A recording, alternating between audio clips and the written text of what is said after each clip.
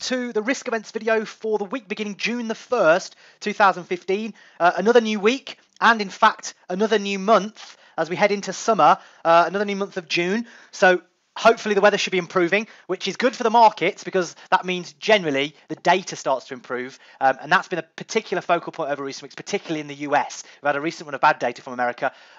It started to pick up the last couple of weeks, and hopefully the good weather will help that continue, and of course will lead us on to those much promised rate hikes from the Fed. So lots of stuff to talk about, particularly from the US, not until later in the week. So what we're going to do here is we're going to go through the week day by day, and we're going to talk about all the data that's coming out and what we can expect, and market reactions as we stand here over the course of the weekend. So first of all, on Monday, June the 1st, we have manufacturing PMI from China. This is expected to tick slightly higher to 50.2 versus the previous of 50.1.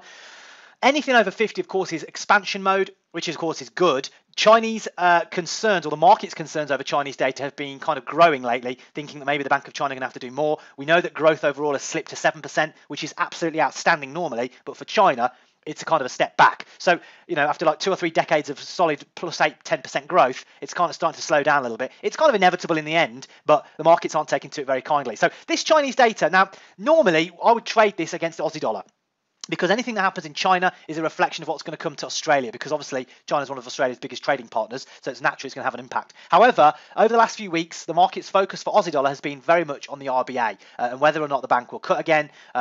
What does it mean? We had recently CapEx data from Australia last week, which was really bad, which basically shows that actually maybe the RBA are going to need to do something more. Maybe their cutting cycle isn't quite over just yet. So at this moment in time, Chinese data is not really moving the Aussie dollar too much. You might have a little reaction here and there, but it's not really anything you can trade. So I'm not paying attention too much to it at this moment, but of course, as ever, that will change at some point in the future. Late after that, I've got Australian data, building approvals. This is expected to come out worse than previous, minus 1.5 versus previous 2.8. Now, this isn't a major data point for Australia. However, all this data is going to start adding up, and it's going to possibly put pressure on the RBA to act. Now, right now, we have a negative sentiment going on in Australia. Certainly last week, we had Australian dollar selling off. After that CapEx data came out, it showed not only was Australian economy not moving away from mining, it showed a complete reduction in investment across the board, including mining. So it wasn't just bad, it was doubly bad from that perspective. So definitely food for thought for the RBA. A weakness on the Australian dollar.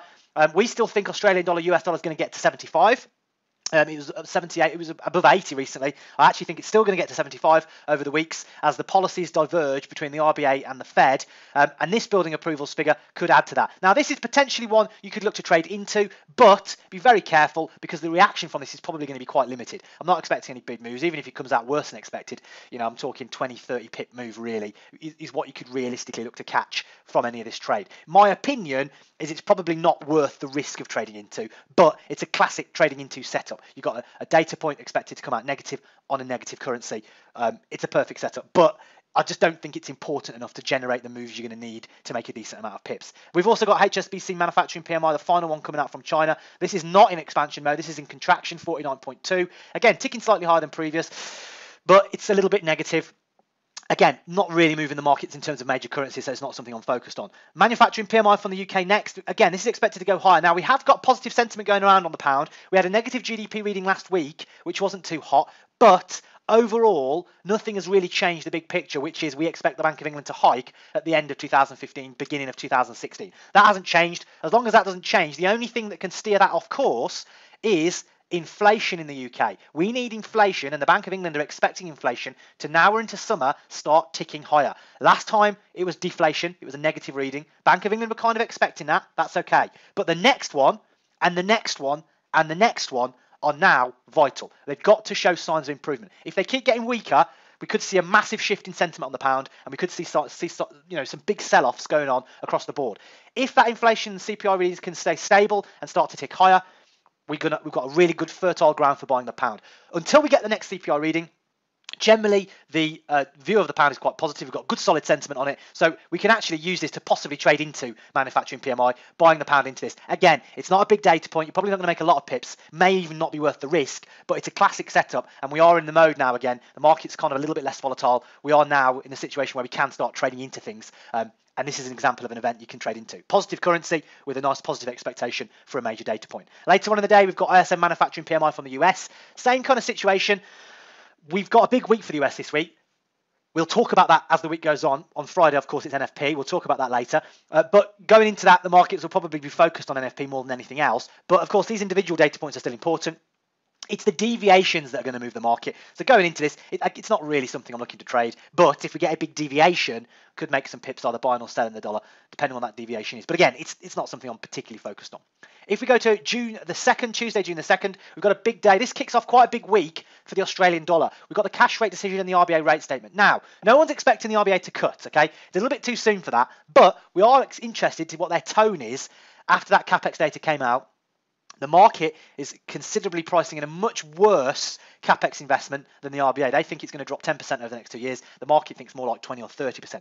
The recent data supports the market's view rather than the RBA. Now, will the RBA take that into account and become a little bit more dovish in their statement, or will they stand pat? Either way, this could actually be a potentially market-moving event. If they stand pat, we could see quite a little rally on the Aussie dollar as the market kind of like prices out that risk of another cut coming. If they turn dovish, we could see the moves exacerbated and we could see Aussie dollar really head down towards that 75 level. But either way, I don't think it's going to change the overall picture, but we could definitely get a reaction. It's not one you want to trade into, but definitely keep your eye on it, and it's potentially one you could trade out of, depending on what the RBA say or do. Next up, we've got construction PMI from the UK. Again, more data from the UK, more expectations for it to improve and get better, more support for the positive sentiment on the pound.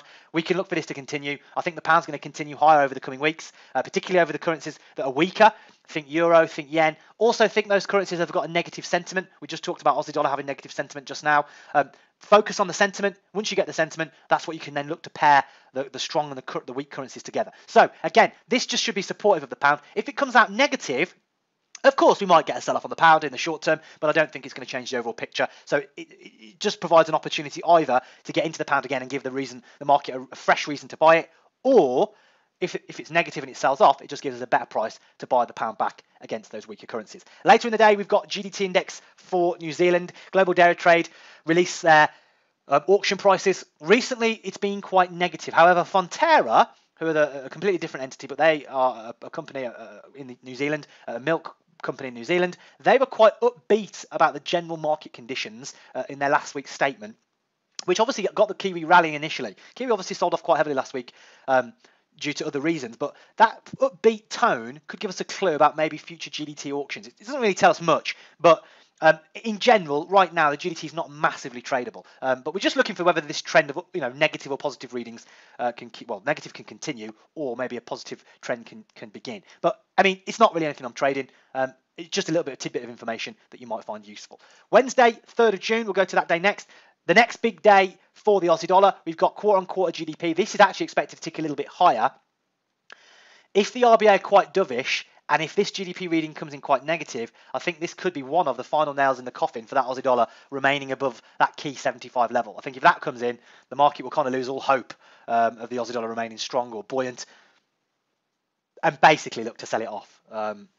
This GDP figure, a pretty big one, but it will largely depend on what happens in the statement. So you want to keep your eye on this Aussie data, because the combination of the statement and the GDP figure could give the Aussie dollar some clear direction over the coming weeks. Okay, if it all lines up, could get a nice trading opportunity on Aussie dollar. If it's mixed or doesn't really tell us anything, forget the idea. But it's definitely something you want to watch out for, as it trying to piece the pieces of the puzzle together in line with the overall picture on Aussie dollar. We've also got UK services PMI. Again, this is expected to tick a little bit lower this time, 59.2 versus previous 59.5. But again, I'm not expecting this to change the direction of the pound. If it's weaker, it could be a good opportunity to buy the pound on the dips. If it's stronger, it could give the market fresh reasons to start buying pound. Again, keep it against those weaker currencies, but that's basically what we're looking for. Later in the day, we've got Euro minimum bid rate, the rate statement, an ECB press conference. Not expecting anything from this at all, because the QE program's in full swing. The big highlight really is the Greek situation, which is what you really want to focus on. That and the QE program is basically what's driving the euro right now. Nothing else, effectively. We've also got trade balance from Canada. Again, Canadian data has been not that great, actually. We had a lower than expected GDP reading last Friday. Wasn't the best. So we are looking for the data to either improve or keep getting worse. Now, Governor Pallars, the Bank of Canada, are fairly upbeat. They're not really too concerned about all this data. They actually think the second half of 2015 is going to be quite positive for Canada. The market totally disagrees. Analysts and economists everywhere are thinking it's going to get worse. So it's going to be interesting to see how this plays out. We just want to keep an eye on the data. Kind of on the sidelines on the Canadian dollar at the moment. Dollar CAD's got good policy divergence, so I'm expecting that to break into the 26s, 127s over the next week or two. But that's purely based on the fact that US GDP was pretty good, or better than expected. Canada GDP was much worse than expected, and even revised lower from previous. So the data from Canada just keeps getting worse. So that policy divergence between the US and Canada could be a good trade opportunity.